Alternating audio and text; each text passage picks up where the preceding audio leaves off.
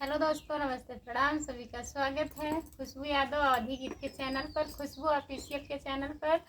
तो आप लोगों के बीच में मैं नाच गीत सुनाने जा रही हूँ। बहुत मज़ेदार नाच गीत है। हे मम्मी खोज दूहू मुसवा दामाद, हे मम्मी गाँव ना जावे।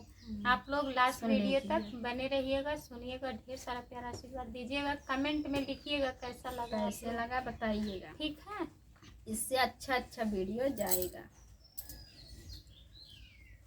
खोज देहु मुसवा दामाद, हे मम्मी गाँव ना जावे। खोज देहु मुसवा दामाद, हे मम्मी गाँव ना जावे। सास मोरी है रही ससुर हरवावे, सास मोरी है रही ससुर हरवावे।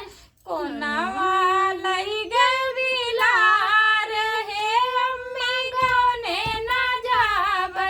कोनावा लई गए बिलार, हे मम्मी गाँव ना जावे। खोज देहु मुसवा दामाद, हे मम्मी गाँव ना जावे।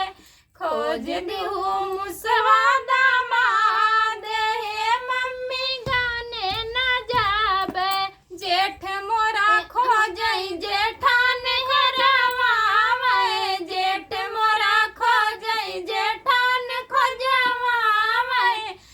कोनावा मस्कई बिलार, हे मम्मी गाँव ना जावे। कोनावा मस्कई बिलार, हे मम्मी गाँव ना जावे।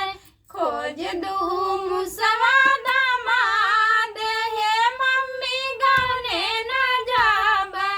खोज दूहू मुसवा दामाद, हे मम्मी गाँव ना जावे। देवर मोरा खोजई देवरान हरवावे, देवर मोरा खोजई देवरान खोजवावे।